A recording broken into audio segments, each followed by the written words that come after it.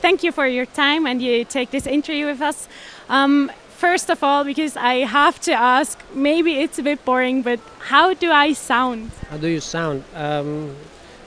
A bit silent. Your clothes is a bit silent, but your face sounds like G and C, G, C, and E, a bit major, like C major, actually. Yeah. Okay, this is really interesting because I also like you also hear colors the human eye cannot see. How does that affect your life? Well, sensing infrared allows me to feel if there's any movement detectors in a room, so I can tell if the alarms are on or off in shops or banks. So it's an interesting thing. In many cases, they're off, so they have the system, but it's off because there's no infrared. So that's something with infrared, and on ultraviolet allows me to, I don't know, connect with other species. If I see many bees going to a specific flower, I know that they're going there because of the high level of ultraviolet. I can also avoid the sun if I feel there's a high level of ultraviolet, because ultraviolet is dangerous. So yeah, it gives you a bit more extra information about reality in general. So, but how is life? I mean, I cannot imagine how this is. How does it feel? Well, it's two things. One is having a new sense, and the other thing is having a new body part.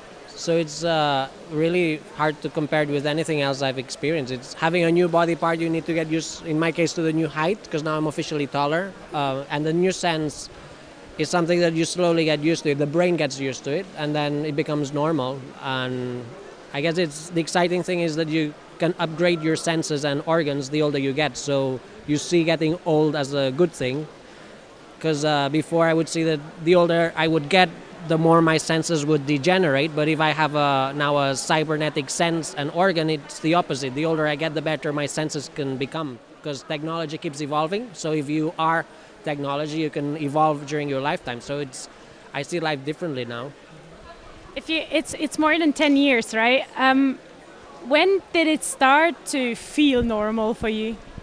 After 5 months, it became more normal. At the beginning, it was a bit chaotic, and then it slowly became more and more normal. And then the brain accepted it as a new sense after 5 months. When I started to dream with a new sense, it became normal. But socially, it's still a challenge, because if they see me with an antenna sticking out of a head, it creates some social reactions that it still hasn't changed since 2004. Yeah. This sounds more like a disadvantage, I think. But you motivate others. You encourage others to become cyborgs as well. Why? Well, our species has been designing the planet for thousands of years in order to survive, and I think that's wrong. We should design ourselves in order to survive. In this way, we would change the planet much less. We wouldn't have to create artificial light if we wanted to see at night. If we had night vision, cities would be dark, so this would be beneficial for our planet. Also, extending our senses to the level of other animal species would probably connect us more to nature and to other species, and that's something I think it's necessary, because we've created a kind of bubble where we are surviving in this bubble created by humans. But if we change this and we start designing ourselves, we won't have to change the planet so much, so we would be able to live in a much more natural environment and connected with other species in a different level, I think. So I think that's why we should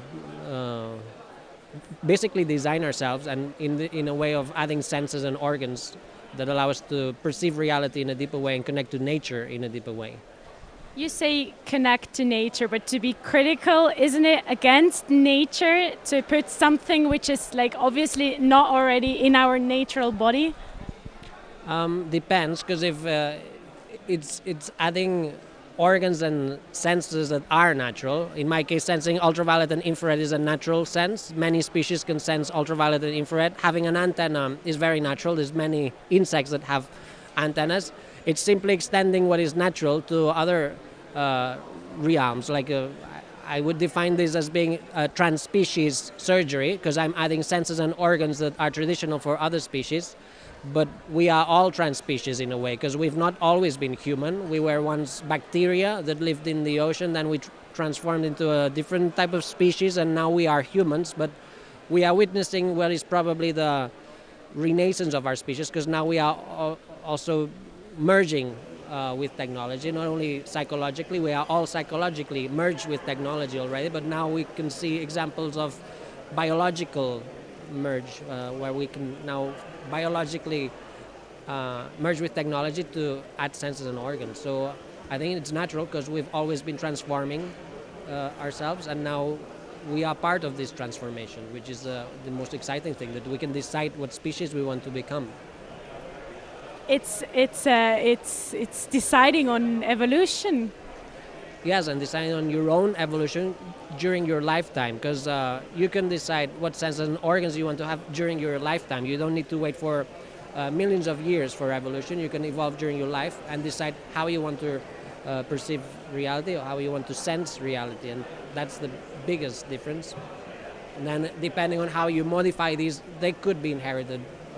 If this was, because this is now using technology, but in the end of this century, this should be biological. I should be able to 3D print an antenna with my own DNA. I should be able to genetically modify my genes so I would have infrared and ultraviolet perception. So whenever this happens, then in this case, then it will be inheritable. That if your parents have modified their genes to have extra senses, then the children will probably be born with these senses. So there is a moment where there will be a fundamental change in our species, because children will be born with new organs and new senses.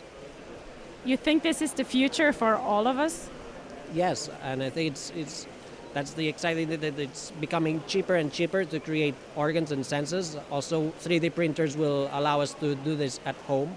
So you'll be able to 3D print new organs and new senses at home. You won't need to go somewhere else. So I think, yes, that's the future. Also, the use of the internet, not only as a tool or as a communication system, but also as a sense itself, or a sensory extension. That in a way we can use the internet to sense things that are far away from us, and we could have exclusive senses that are just through the internet to sense what's far away from us. Instead of having our senses locked to our bodies, we could use the internet as a sensory extension, and I think that's something we'll also start seeing being used more. It all sounds really interesting and promising too, but did you once thought about going back? I mean, the thought must pop up once. No, only hiding the antenna because of social reaction. That's the only issue, because my organ is visible, so it creates reaction to people. I've been speaking to strangers every single day since 2004 because people stopped me because of the antenna. So that's the only issue, really. But for personally, no. It's just the reactions I get sometimes can be a bit annoying. Yeah. So thank you very much for your time. Thank you.